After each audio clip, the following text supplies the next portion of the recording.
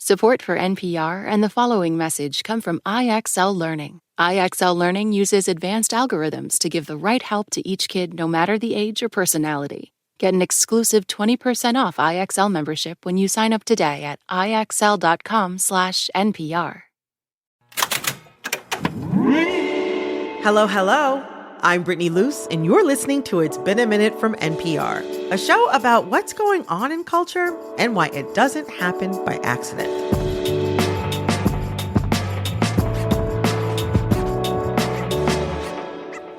Okay, everybody. We need to talk about a media mogul who has found himself in a lot of, we'll say, mess lately.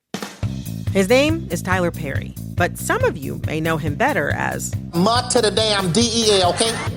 Madea, a.k.a. Tyler Perry's gun-toting, sailor-mouthed drag persona, who has garnered millions of fans over the past 2 decades, becoming something of an icon. And from the movies... It's hot as hell in this Cadillac, honey. I don't have no air conditioner. ...to the plays. I'm trying to leave that pole alone. I can't even drop it like it's hot no more. Tyler Perry has built a media empire that has spanned theater, film, and television. Sometimes the work pops up on Amazon. Sometimes it pops up on Netflix. It's just happening everywhere. That's William Bryant Miles, professor of theater and performance at SUNY Purchase College. And you don't see that often.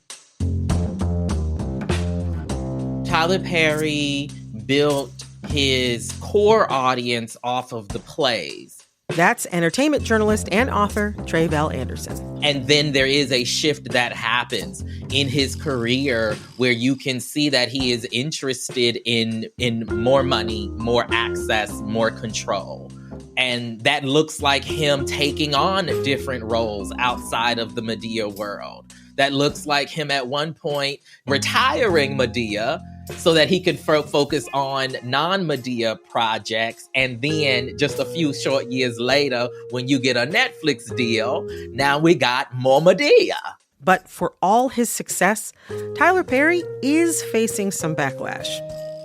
So today, I'm going to try to understand just how Tyler Perry's ascension to Hollywood A-list status happened, how his business model might impact your TV even if you don't watch his shows or movies, and whether or not some recent allegations of wrongdoing will tear a hole in the outsized media empire he's built. Was Jesus a black man? We figure, can't be because he always on time. He always on time. Today, we're entering the Madea-verse. There have been critiques of Tyler Perry's work from the very beginning.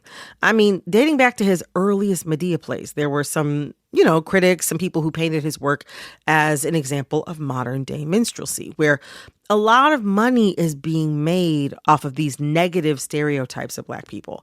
William, what do you make of these critiques? So I think a lot of them are warranted, right? And I think the challenge I've always had with Tyler Perry's work is that I don't think that it's coming from an art center, right? And so as an artist, when I make work, there's a beautiful thing that has come to me in my mind and I want to get that out in the world, right? I think he's always just come at it from a commercial perspective, which is fine. He's not the first or the only to do that. But then that means that the work suffers, right? Because it's not coming from this place of artistic perfection. It's coming from what is the greatest return on investment I can get?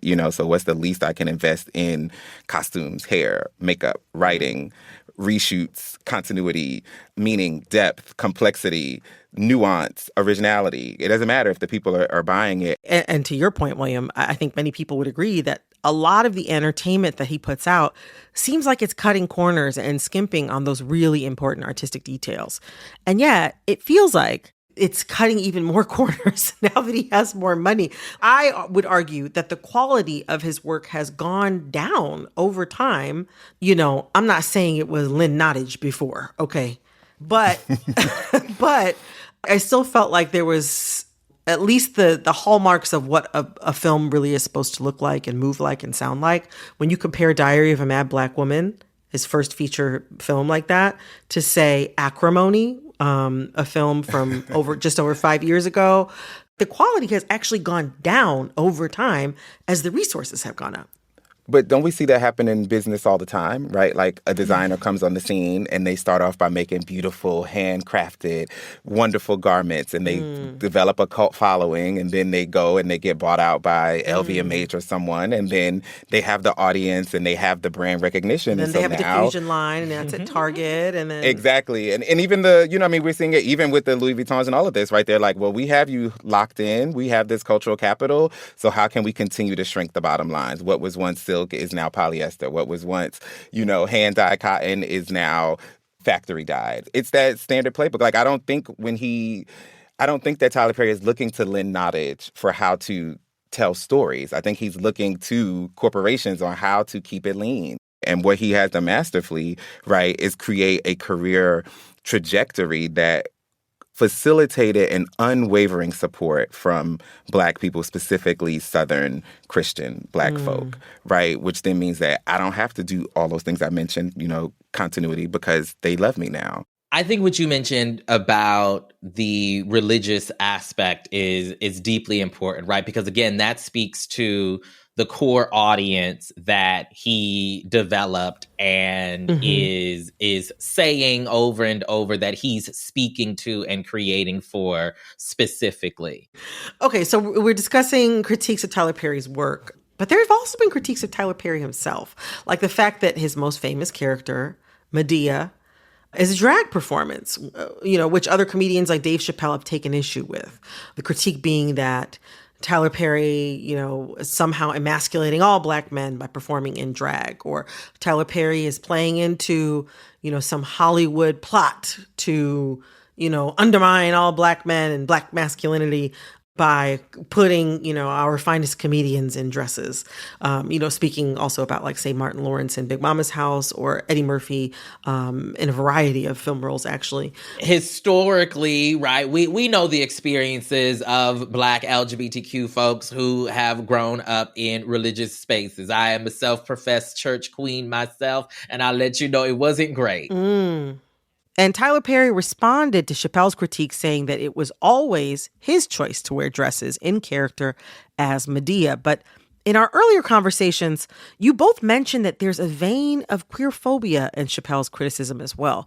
Can you say more about that? It's that same religiously motivated, supposedly Bible-based perspective, right, that is showing up from the beginning in the stage moments where he would, you know, attempt to affirm, right, his manhood and his masculinity, even though he's a man playing this character, right? And so he would break the fourth wall in the play, right? And drop the Madea voice and just be Tyler speaking. What's up? I don't know, fool. You tell me what's happening. You don't scare me here. You don't scare me at all. Or at the end of every play, right, the last 10 minutes, he would disappear as Madea so he could de-drag and come out at the end. And I feel in terms of the character of Madea, when we see her translated into film, that same thing is happening in different ways. There are these winks, right, to this is a man in a dress, right? You forgot to Mirandize her. That old woman got the strength of any man. Or there's these winks to what I would consider to be, you know, anti-trans, you know, trans antagonistic elements of the narratives, where you have Uncle Joe, another character that Tyler Perry plays, commenting about the size of Medea's hands, or the fact that she has to shave, you know, all of these things that we see thrown at members of our community who fall outside of various, you know, structures of how we're supposed to exist and move through the world. How your youngest one, Mike, doing? Oh, he's doing fine. Thanks for asking. He's still playing with them Barbie dolls? No, he grew out of that. Thank you, Madea. Oh, he's playing with Ken now. And I think the presence of that, right, makes this a conversation where we always have to talk about Black folks and queer Black folks and trans Black folks, but we never actually get to like have those serious conversations because all of the men who are dressing up in wigs and dresses, you know, feel like they got to prove that they're men, right? And that the work that they're doing is not emasculating them or not emasculating, you know, the community at large.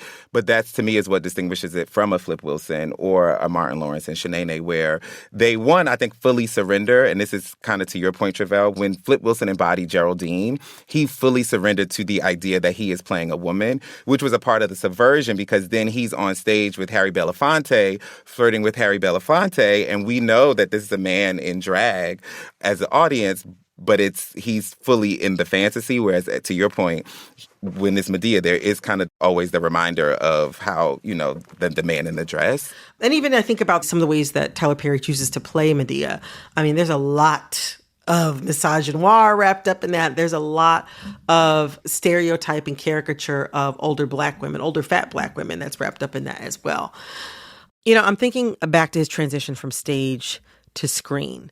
Tyler Perry had several union actions waged against him, from the Writers Guild of America's allegations of union busting to Actors Equity Association, which is like a union that works with stage actors, putting him on the do not work list in 2015, a list he's still on today.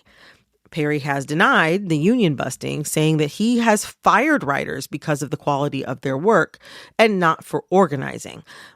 But I'm wondering, what do you make of this idea that as he's building this cultural capital of being known for honoring and respecting Black women, you know, whether that's like flying Whitney Houston's body back from LA to New Jersey after she passed, or paying Cicely Tyson $1 million for one day of work for Medea's family reunion.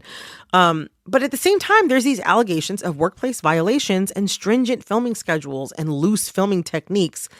And that's all happening. You know, I don't know. Do his very public gestures and philanthropy, like, does that outweigh the alleged behind the scenes workplace violations?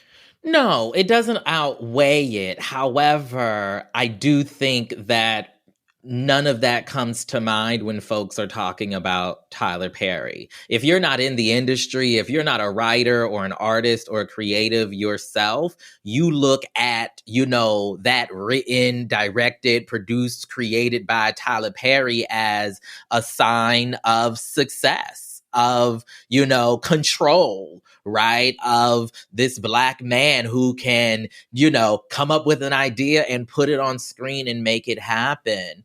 But also at the same time, you know, he's not working within the structures and systems that were created to ensure that various workers, you know, have a welcoming, supportive, safe working environment. But again, the people don't care about that. Because the clips that are viral about Tyler Perry are the ones about him, you know, paying people's, you know, grocery bill at Walmart. It's not about allegations against him. And so I don't think it outweighs it, but perhaps it does outweigh in the public imagination and conception of who he is and what he's doing. I could see how that kind of omnipresence combined with, you know, what you just mentioned, Tre'vell, like this multi-hyphenate writer, actor, director, star, producer, all of that, it all can shine very bright when you put it all together. Well, it's just he's like a classic and very successful capitalist, right? And so what people don't think about is if you are writer, director, producer, costume designer, grip, then that means that those are 5 roles that now live in one person. That means 4 people are out of a job, right? Mm-hmm. And it's a very American story. We're not conditioned to think through the whole of the life cycle, just the splashy part. Coming up, it would contradict all that we have come to understand about who he is and what he's doing and his purpose and mission. After a quick break. This message comes from Sony Pictures Classics and the new film East of Wall, a portrait of female cowgirls in the New West directed by Kate Beecroft. A rancher must cope with her family, losing her ranch, and providing for a group of wayward teens. Only in theaters August 15th. This message comes from Schwab. At Schwab, how you invest is your choice, not theirs. That's why when it comes to managing your wealth, Schwab gives you more choices. You can invest and trade on your own. Plus, get advice and more comprehensive wealth solutions to help meet your unique needs. With award-winning service, low costs, and transparent advice, you can manage your wealth your way at Schwab. Visit schwab.com to learn more.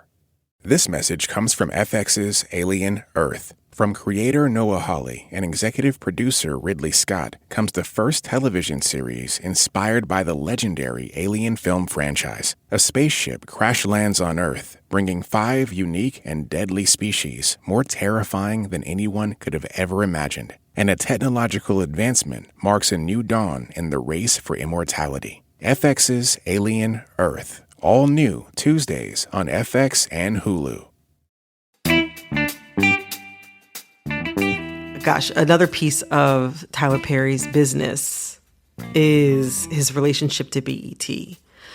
Perry partnered with BET in 2019 to create content for both the cable network and its new streaming service, BET+, and he owns a 25% stake in the streaming service and has extended his content partnership with BET Media Group through 2028. So it kind of feels like it's his playground over there for the next couple of years at least. Tre'vell, what kind of power does that give Tyler Perry in Black Hollywood? Well, it places him on a pedestal that is hard to crack, hard to break, hard to push over, right? And we should note, right, it's not just the BET deal. He got a deal over at Netflix. He got a deal over at Amazon. He got deals all over the place, right? His content that he is doing out of Tyler Perry Studios is literally everywhere. It just is another example of the power, the influence, the control that he has built, right? And it makes him, I feel like, even more impenetrable to critique. That's interesting. And of course, this year, an actor and screenwriter accused Tyler Perry of sexual harassment, alleging in a lawsuit that the media mogul repeatedly made unwanted advances toward him. He also alleged that Tyler Perry used his power and influence to keep this actor and screenwriter from speaking out. Now, this actor is seeking $260 million in damages. And Matthew Boyd, an attorney representing Tyler Perry, denied the allegations, saying this is an individual who got close to Tyler Perry for what now appears to be nothing more than setting up a scam. And Boyd added that, quote, Tyler will not be shaken down, and we are confident these fabricated claims of harassment will fail, end quote. We reached out to Tyler Perry's team for comment, but haven't received any response at the time of this recording. I don't know. Do you all think that these allegations could be serious enough or have the potential to topple or at least trouble what Tyler Perry has built? If these allegations exist in isolation, if they don't become multiples, I don't think it's enough to topple, right? Because one of two reasons. One, but I imagine that there is a world in which Tyler Perry could probably give somebody $260 million and still be fine. I'm not saying that he would or that he should, but just that he could. But then also, I think that a lot of his fan base, right, particularly around Black men, we saw this with Diddy, we saw this with Bill Cosby, they become emboldened, right, by these critiques. They become protective and they become like, okay, so now R. Kelly, I have to stream all the things because, you know, they just trying to take a man down. And so I think that Tyler Perry's fandom, right, and so I'm saying he has that brand loyalty, you know what I mean? Like he has become Hennessy. He has become Hennessy to Black folk. People are like, you have been there for whatever, and so I'm a rock with you. And he is very philanthropic, right? Like, it seems that, like, he won't give you a writing credit. He won't give you a full season's worth of work, but he will give you a charitable donation. And that, I think, enamors people to him, right? Like, they become like, see, he gave them the food in Walmart. He's a good man. I just think we need to see more volume, for lack of a better word, for it to stick, if it will. And this is assuming that the allegations are true. If they're not true, then hopefully it wouldn't have any impact on him. Yeah, I mean, you know, Tyler Perry is a rags to riches story that we all have witnessed, okay? We have seen him go from, telling us about how he was sleeping in his car, how people weren't coming to the plays, right? To now, he sitting there with Mama Tina, in VIP, right? And so in so many ways, I think people look at that and they see themselves in that, like the possibility of that for themselves. Like, I can go from, being in the gutter, being on the chitlin circuit, starting off small to building an empire, right? And I think because of that, when it comes to a conversation about public figures and the allegations of wrongdoing, right, that come at them, it always has to be a numbers game. If it is just one person or two people, folks aren't going to care, which is horrible to say. I don't think that we are at a point in which people are willing to even advocate for some sort of meaningful accountability, right? And these allegations are of a man, right, against him. And Tyler Perry is this Black man with this church base who, be at the Potter's house and be front row at the people's churches and things like that. And so all of those worlds, all of those considerations are colliding that create a circumstance in which the allegations that are out there currently, and even if he does settle them, I think folks will always find a way to try to explain it away. And I also think that the gay thing is just so complicated because I feel like he could probably bounce back quicker from 10 allegations, gay, straight, or otherwise, than one confirmation of homosexual activity. I think that would be more destabilizing. Well, I mean, but it would contradict all that we have come to understand about who he is and what he's doing and his purpose and mission. That's something that, however, unfortunately, is a dynamic that we've seen play out in Hollywood a billion times over. Oh my gosh. So Tyler Perry. I'm sure that is a name we will be seeing in the credits and in the headlines for many years to come. But I suppose we'll have to wait and see in what capacity. I appreciate this conversation with the two of you so much. Tre'vell, William, thank you both. Thank you. Thank you. That was William Bryant Miles, professor of theater and performance at SUNY Purchase, and entertainment journalist and author Tre'vell Anderson. And I'm going to put on my influencer hat for a second and ask you to please subscribe to this show on Spotify, Apple, or wherever you're listening. Click follow so you know the latest in culture while it's still hot. This episode of It's Been a Minute was produced by Corey Antonio Rose. This episode was edited by Nina Patak. Our supervising producer is Barton Girdwood. Our executive producer is Verilyn Williams. Our VP of programming is Yolanda Sanguini. All right, that's all for this episode of It's Been a Minute from NPR. I'm Brittany Luce. Talk soon. This message comes from Jerry. Many people are overpaying on car insurance. Why? Switching providers can be a pain. Jerry helps make the process painless. Jerry is the only app that compares rates from over 50 insurers in minutes and helps you switch fast with no spam calls or hidden fees. Drivers who save with Jerry could save over $1,300 a year. Before you renew your car insurance policy, download the Jerry app or head to jerry.ai/NPR. This message comes from First Leaf. Summer days hit better when First Leaf takes care of the wine for you. First Leaf's short quiz figures out what you like, then delivers a summer-ready box. Bright whites, smooth reds, and chillable bubbles. No wine aisle guessing, no errands. Just personalized picks shipped to your door. Get your summer sip lineup at tryfirstleaf.com/summertime with promo summertime. Your first 6 bottles are just $44.95 and are matched exactly to your taste. That's tryfirstleaf.com/summertime with promo summertime.